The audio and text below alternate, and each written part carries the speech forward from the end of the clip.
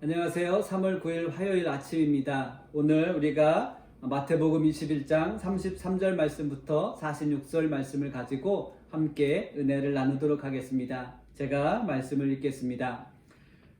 다른 한 비유를 들으라. 한 집 주인이 포도원을 만들어 산 울타리를 두르고 거기에 즙 짜는 틀을 만들고 망대를 짓고 농부에게 새로 주고 타국에 갔더니 열매 거둘 때가 가까움에 그 열매를 받으려고 자기 종들을 농부들에게 보내니 농부들이 종들을 잡아 하나는 심히 때리고 하나는 죽이고 하나는 돌로 쳤거늘 다시 다른 종들을 처음보다 많이 보내니 그들에게도 그렇게 하였는지라. 후에 자기 아들을 보내며 이르되 그들이 내 아들은 존대하리라 하였더니 농부들이 그 아들을 보고 서로 말하되 이는 상속자니 자 죽이고 그의 유산을 차지하자 하고 이를 잡아 포도원 밖에 내쫓아 죽였느니라. 그러면 포도원 주인이 올 때에 그 농부들을 어떻게 하겠느냐? 그들이 말하되 그 악한 자들을 진멸하고 포도원은 제때에 열매를 바칠 만한 다른 농부들에게 새로 줄지니이다.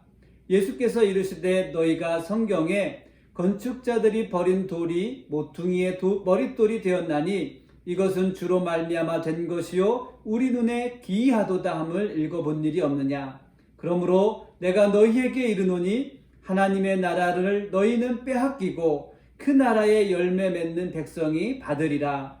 이 돌 위에 떨어지는 자는 깨지겠고 이 돌이 사람 위에 떨어지면 그를 가루로 만들어 흩으리라 하시니 대제사장들과 바리새인들이 예수의 비유를 듣고 자기들을 가르쳐 말씀하신 줄 알고 잡고자 하나 무리를 무서워하니 이는 그들이 예수를 선지자로 알미었더라. 아멘. 예수님께서 제자들에게 다른 포도원의 비유를 또 말씀하셨습니다. 한 주인이 포도원을 만들었습니다. 그리고 포도원에 울타리를 치고 망대를 세우고 즙을 짜는 틀까지 만들었습니다. 모든 것이 완벽하게 갖춰진 그러한 포도원이었습니다.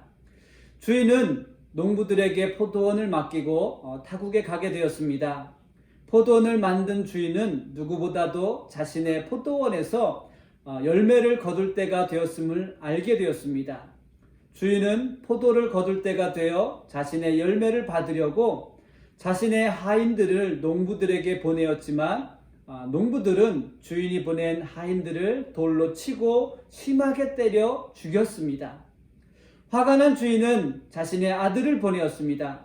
그러나 농부들은 하인들뿐만 아니라 주인이 보낸 주인의 아들까지도 때려 죽였습니다. 포도원의 농부들은 열심히 일을 해서 좋은 열매를 주인에게 돌려주기로 약속을 했었습니다. 그러나 농부들은 주인의 종들과 아들을 죽이고 열매와 포도원을 자신들의 것으로 가로채었습니다. 포도원 주인이 돌아와 주인의 열매를 주인에게 주지 않는 악한 농부들을 심판하고 포도원은 다른 농부들에게 줄 것이라고 예수님께서 말씀하셨습니다. 예수님께서 포도원의 비유로 말씀하셨는데 이 포도원의 주인은 하나님이십니다. 하나님은 하나님께서 창조하신 세상에서 열매를 거둘 때가 되었음을 알고 계십니다. 그래서 하나님은 하나님의 종들을 보내었지만 농부들에게 죽임을 당했습니다. 그래서 하나님은 하나님의 아들이신 예수 그리스도를 보내셔서 하나님께서 받으셔야 할 열매를 받으려고 하셨습니다. 그러나 대제사장과 바리새인들은 하나님의 아들이신 예수님을 십자가에 못 박는 불법을 저질렀습니다. 대제사장과 바리새인들은 포도원의 농부들처럼 하나님께 드려야 할 열매가 있었습니다. 그러나 그들의 삶에서는 어떤 열매도 하나님께 드릴 수 있는 것이 없었습니다. 그들의 예배와 삶은 하나님께 드릴 수 있는 그런 합당한 것이 아니었습니다. 그들은 자신뿐만 아니라 이스라엘 백성들의 삶에서도 열매를 기대할 수 없도록 그렇게 만들었습니다. 하나님의 사랑과 긍휼을 이웃에게 전해지는 그러한 삶을 살도록 인도해야 하지만 악한 농부들처럼 이스라엘 백성들을 외식과 종교적인 제도에만 갇혀서 아무런 열매도 맺지 못하게 그렇게 만들었습니다. 하나님의 백성으로서 하나님께 드릴 수 있는 삶의 열매가 없었던 것입니다.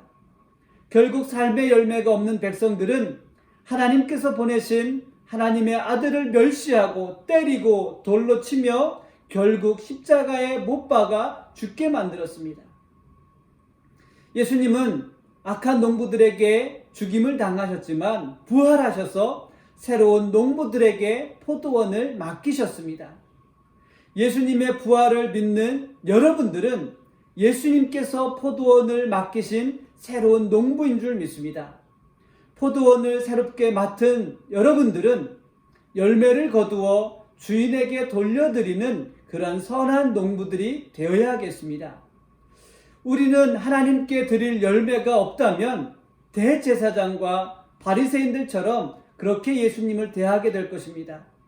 그들은 예수님을 건축자들이 쓰다가 하찮게 여기며 버리는 모퉁이 돌처럼 예수님을 그렇게 버렸습니다. 예수님은 사람들에게 하찮은 모퉁이 돌처럼 버려졌지만 예수님은 모퉁이 돌보다 더 하찮은 우리를 포도원의 새로운 농부로 부르시기 위해서 이 땅에 오신 줄 믿습니다. 그리고 포도원을 우리에게 다시 새롭게 맡기셨습니다. 여러분의 삶에서 악한 농부들이 맺지 못한 열매까지 맺을 수 있게 되기를 우리 주님의 이름으로 축복합니다. 악한 농부들 같았던 대제사장과 바리새인들은 하나님의 아들이신 예수님의 말씀을 듣고 회개하지 않았습니다. 그들은 주인 되신 하나님과 하나님의 아들이신 예수님을 두려워하지 않고 예수님을 구경꾼처럼 따라다니던 무리들을 두려워했습니다. 새로운 농부로 부름받은 우리는 하나님을 경외하며 하나님의 아들을 보내셔서 우리를 새로운 농부로 부르신 하나님의 은혜를 우리가 기억하고 감사해야 될 줄 믿습니다. 이제 우리는 그동안 교회 안에 있었던 형식과 그리고 사람들에게 보이려고 했던 그런 외식에 갇혀 있었던 바리새인들과 같은 우리의 모습을 깨트리고 이제는 새로운 농부로 부르신 주님의 은혜를 기억하고 열심히 열매 맺는 그러한 삶이 되어야 하겠습니다. 오늘 하루도 우리를 부르신 하나님의 은혜를 깊이 생각하고 감사할 수 있는 복된 하루가 되시기를 주님의 이름으로 축복합니다. 하나님의 은혜를 우리가 감사할 때 풍성한 믿음의 열매들이 우리의 삶에서 맺혀지게 되는 것입니다. 오늘 하루의 삶 속에서도 여러분 감사하는 것들을 한번 실천해 보십시오. 여러분의 삶 속에서 자연스럽게 믿음의 열매들이 맺혀지게 될 것입니다. 그 믿음의 열매들을 하나님께서 기다리고 계시며 또 우리를 부르신 주님께서 그 열매를 다시 거두러 오실 때가 있다는 것을 우리가 기억해야 합니다. 오늘 하루의 삶 가운데서도 우리를 새로운 농부로 부르신 주님의 은혜를 기억할 수 있는 그런 귀한 믿음의 사순절 기간이 되시기를 우리 주님의 이름으로 부탁을 드립니다. 우리 다 함께 같이 기도하겠습니다. 살아계신 하나님 참 감사합니다. 우리의 모습은 쓰다 버린 모퉁이 돌보다 더 못나서 보잘것없고 내세울 것 없고 아무런 가치가 없는 그러한 삶이었습니다. 그러나 하나님께서 아들을 이 땅 가운데 보내셔서 우리를 포도원의 새 농부로 부르시고 열매를 맺을 수 있는 삶을 살아가게 하시니 하나님 참 감사합니다. 하나님 오늘도 우리의 삶 속에서 하나님께서 우리를 부르신 그 은혜를 잊지 않게 하시고 기억하며 감사하며 하나님께서 우리를 사랑하셨고 하나님께서 우리에게 긍휼을 베푸셨던 것처럼 우리의 이웃에게 하나님께서 베푸신 사랑과 긍휼을 베풀어 열매를 맺을 수 있는 귀한 믿음의 삶이 될 수 있도록 성령님 우리를 인도하시고 우리에게 능력을 주시고 우리를 붙잡아 주옵소서. 우리를 죄악 가운데서 구원하여 주신 예수 그리스도의 이름으로 감사하며 기도드렸습니다. 아멘.